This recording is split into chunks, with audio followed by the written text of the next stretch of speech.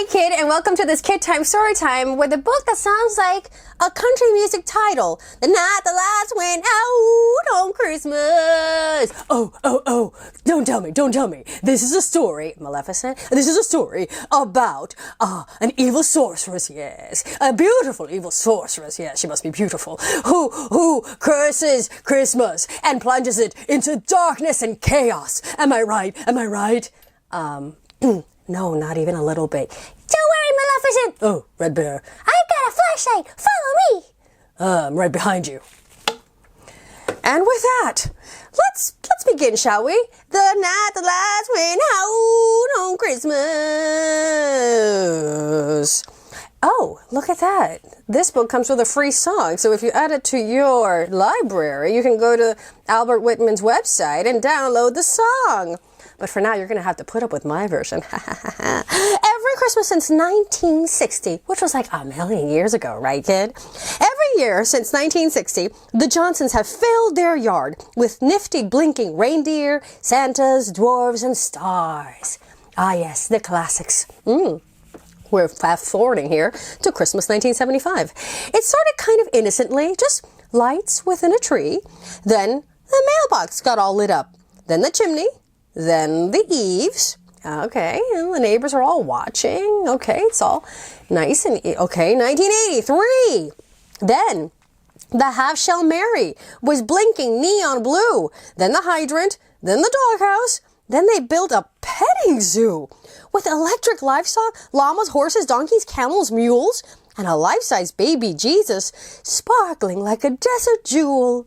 Wow, it's gotten very elaborate in the last few years, family. Well, the lights so rattled the neighborhood that the Smiths planned a revolt. What? Led by a neon Santa Claus, ho, ho, ho, ho, that buzzed and sparked 1,000 jolts.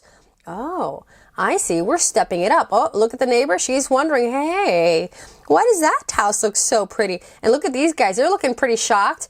Hey, that looks pretty good. And then this kid up here, why doesn't my house look like that? Well, I think I have a feeling what's going to happen next. Bam! The Williams rolled out cotton snow. The Wheelers pinched a Grinch.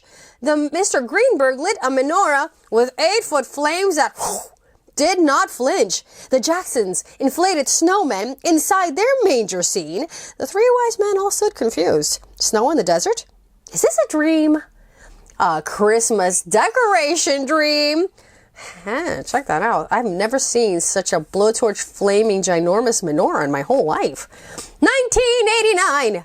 Well, things got so darn cluttered that every house along the street vanished beneath the twinkling junk like pajamas beneath the sheets. With each new year, this competition gave the families a Christmas mission to see who could outdo themselves with barking penguins, sleighs, and elves. Oh, look at this one.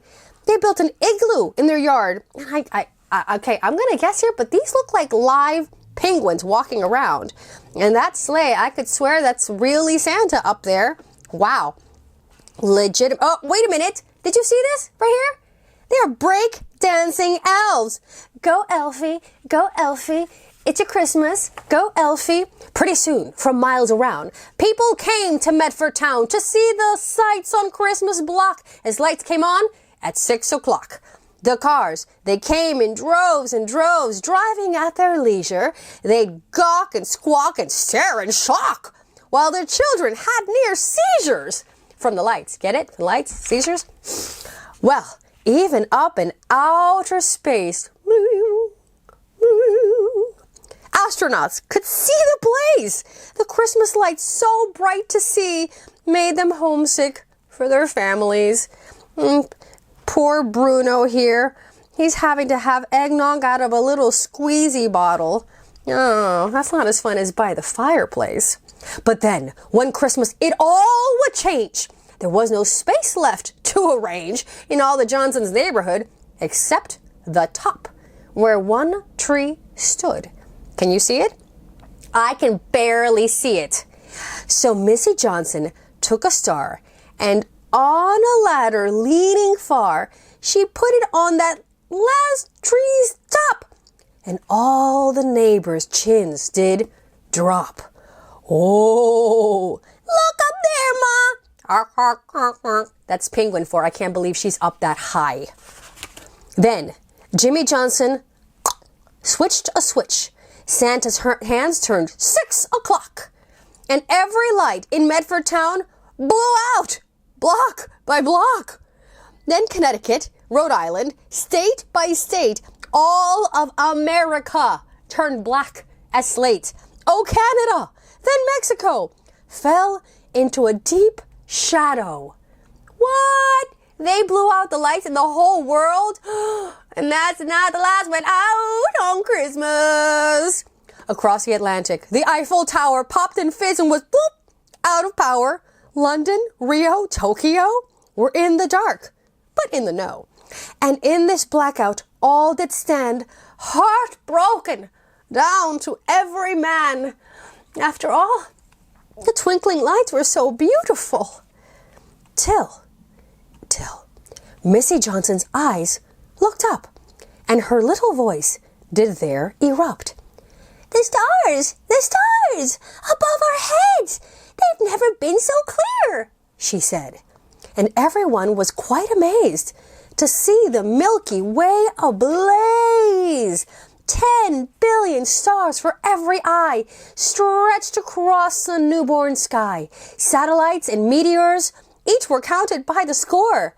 Now who would have thought the sky would know how to put on a Christmas show without that plastic blinky stuff? The sky itself was just enough. Oh,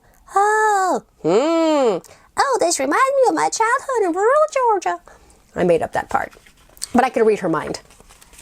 See, all it took on Christmas night to guide 3 kings was 1 star's light.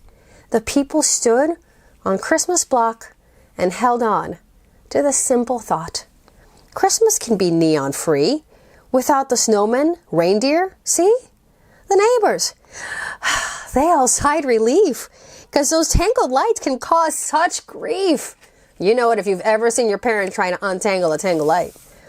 The next year, out on Christmas block, they lit a candle on a rock. They gathered round it merrily, they sang a Christmas melody, and no one ever seemed to care that the decorations weren't even there. Wow, that's a 180. Though maybe they could steal the scene on the holiday called Halloween. Oh, see, they're not over their decoration fixation. Maybe instead of Christmas, no, they're switching it over to Halloween. And that's not the last one out on Christmas. Yeehaw! That was awesome. You know, I felt very inspired by all that talk of Christmas and darkness and confusion. Oh yeah, Maleficent. Oh yes, in fact, I began a special Christmas time brew.